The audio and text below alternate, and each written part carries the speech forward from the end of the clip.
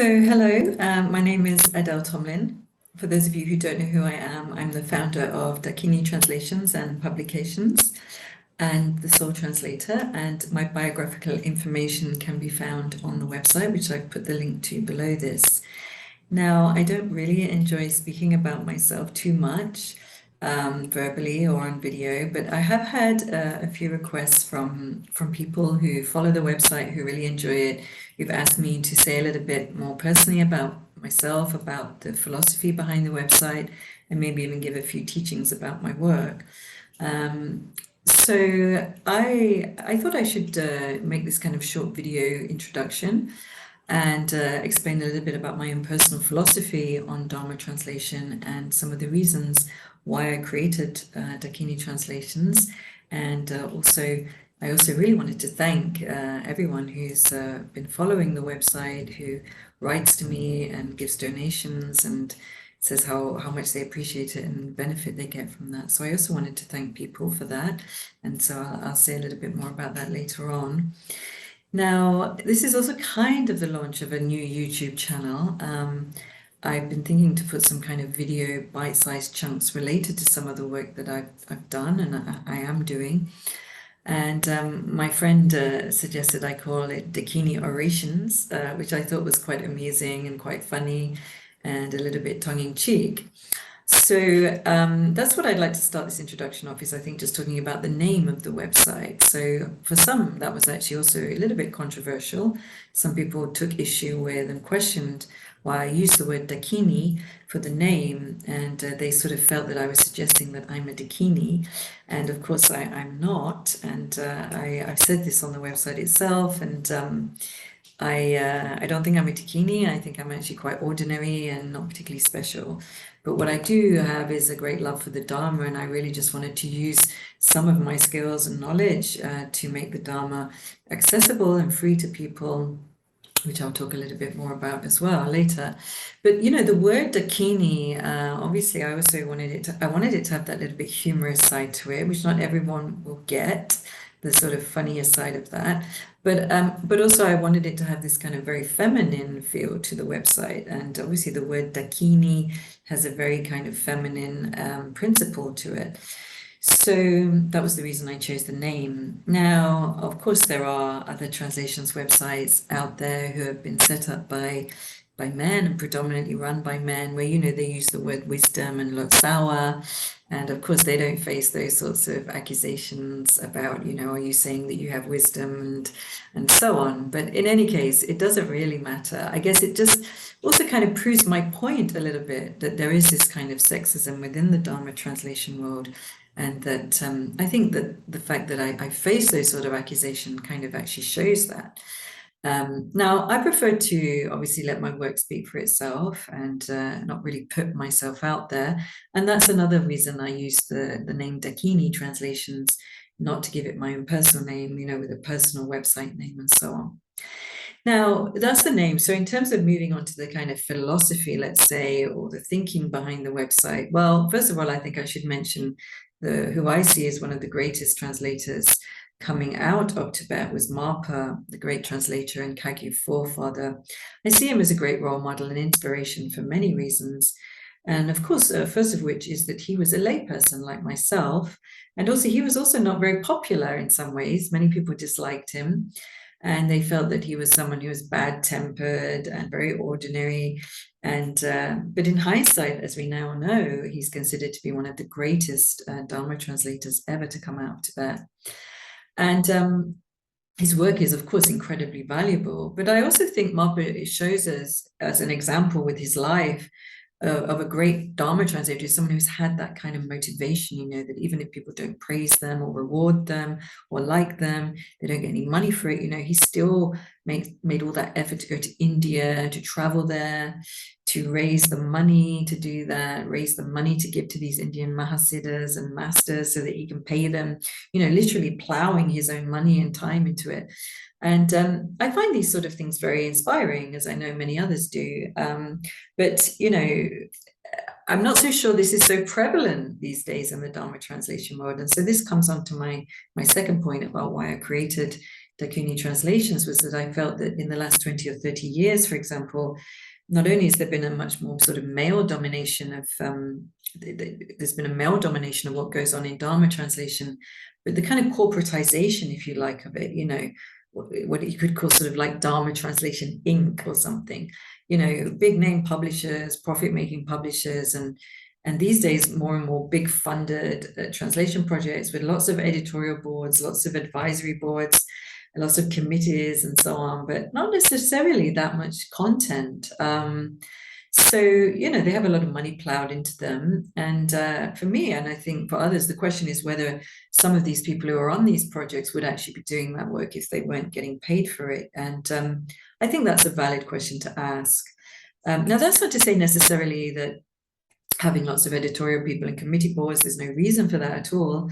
Of course, they're trying to maintain a good standard of translation. But my own personal experience of these sort of boards and committees is that sometimes, you know, they often take a lot of time, and they can actually be a real waste of time, frankly. Of course, Marpa himself never had those kind of things happening with his work. Now, I've had my work go through these kinds of review process, and they did end up published, but, you know, it took months and months. And honestly, I can't really say that much really changed in terms of what I'd written. I mean, there was some debate over words here and there, but there was nothing really substantial. Occasionally, maybe something which I'd missed, but nothing really much changed. So, and it took a very long time to do that.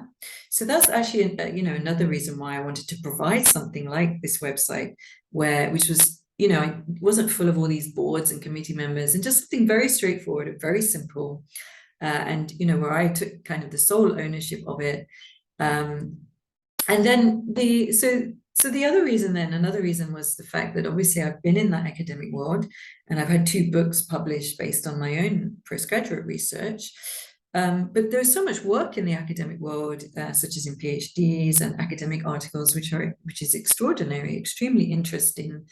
And much of it is kind of lost to the general public because most people will not have the time or inclination to look at sort of heavy, dense, long PhD publications or academic articles, right? So even myself, you know, I struggle with that sometimes. So I also wanted to provide a forum, a place for bringing out this kind of really interesting research and translation, but present it in a more accessible way and easier to access way, with images, with music and so on, and allow people to access it in a way which is not so perhaps demanding of them mentally or on their time, but also making it more attractive and accessible at the same time. So that was another motivation for doing it. Now, the other reason was I actually do think all Dharma texts and translations should be free. I don't think people should have to pay for them, and I don't think any profit, monetary or commercial profit, should really be made from them. And so particularly with sadhana texts, I think that, you know, a sadhana text should be free, and the only restriction on a sadhana text should be really if the person has the relevant empowerment and so on. So this is another personal philosophy of mine, and I've seen places where they do sell sadhana texts and other texts. And of course, there are websites that don't, and there's Lotsawa House, for example, which is a very, very useful resource. And there's Dharma ebooks as well, which is the main online publishing of His Holiness the 70th Karmapa. So these resources are there, and they're excellent, which is great. But on the other hand, I also wanted to provide a Dharma Translations website, which also contained research background information on the text as well, and my own connection to the text. For example, do I have the empowerment? Do I have the transmission? And who did I get them from? And so on. And these things are sometimes lacking on the other websites. So, you know, you see the translator's name, but you don't have that background information of their own personal interest or background in the text. And again, that kind of comes back to the sort of corporatization issue, which is, you know, are people doing this because they're really connected and feel, you know, personally connected to the text or the teacher, or are they doing it because they're actually getting paid to do it? And, you know, I never forget someone said to me once, you know, well, I'm a professional translator, and we're kind of sort of suggesting, of course, that I wasn't. Which, you know, actually was quite funny, because I was actually kind of quite pleased that they said that, because I don't think a Dharma translator is a profession. I don't see it as a career.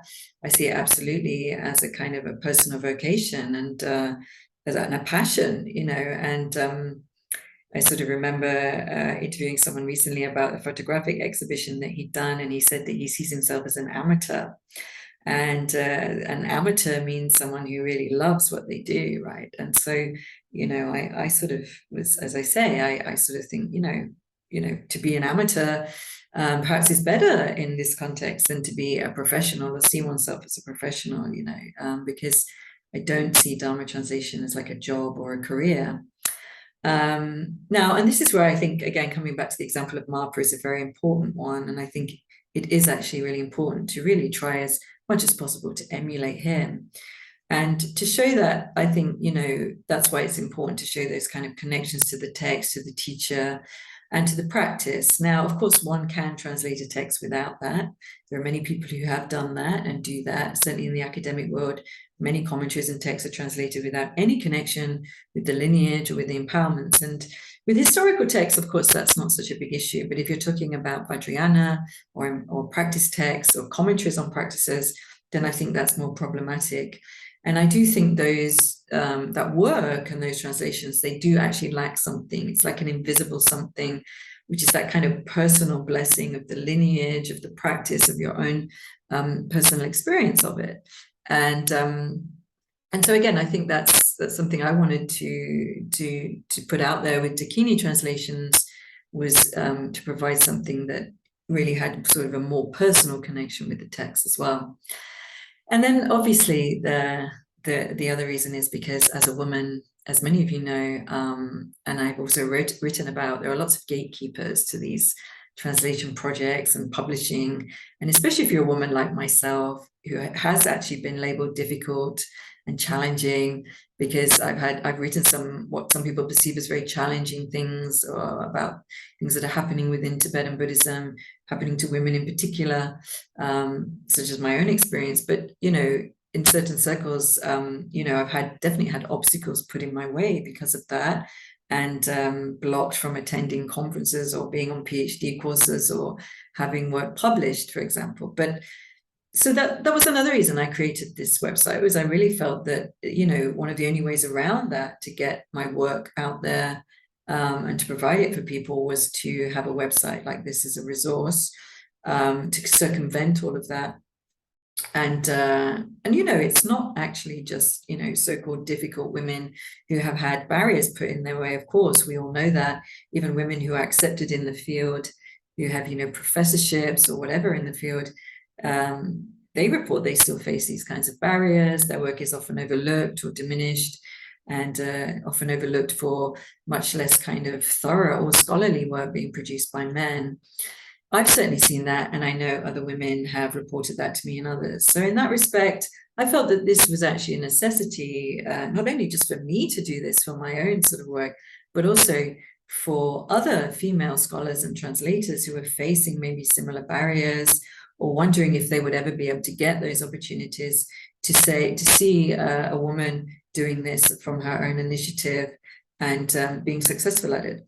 Now, this comes to the sort of final point, which is obviously the success of the work and the website is, you know, it's of course dependent on the people who use it and read it. And I've had many, many amazing, beautiful emails and donations from the general public and practitioners, but also, you know, from scholars and translators, some of whom are quite well known, who tell me how much they love the website, how much they follow it. And so in that respect, I'm very happy that it's been successful in that respect to have brought a much broader audience, but including the academic audience to these topics and to this kind of forum. Now, to finish, as I said, some people have requested that I also give some kind of teachings on some of the things that I've written. And of course, I don't see myself as a teacher or a lama at all. I don't think I'm qualified. But I thought that as people have been asking me, then perhaps it might be suitable to provide some kind of very short teachings on video, but also maybe to talk and do maybe a short course on my book, on Taranatha's commentary on the Heart Sutra, which is a Shentong, empty of other commentary on the Heart Sutra. And of course, that in itself is also a bit controversial because many people think that the Heart Sutra and the Pariniparamita Sutras are not Shentong texts. Shinton being the empty of other view, as I said, and that there are teachings on the empty of self view, the Rangtong view, and that there are teachings of what they call the second wheel of Dharma, and not the the third wheel of Dharma, the definitive view. So in a way, Taranatha has also actually been very provocative at that time, and I think it did most definitely provoke people, if you look at the history around that time. So I think that's a very interesting text anyway to discuss, not just from a philosophical point of view, but from an intellectual and historical point of view. So if I do that, I will certainly announce it on the website. Now, as I said, thanks again for supporting the website and for your very, very kind and generous comments and donations. And a big namaste to all of you and all the best to you. And thank you so much.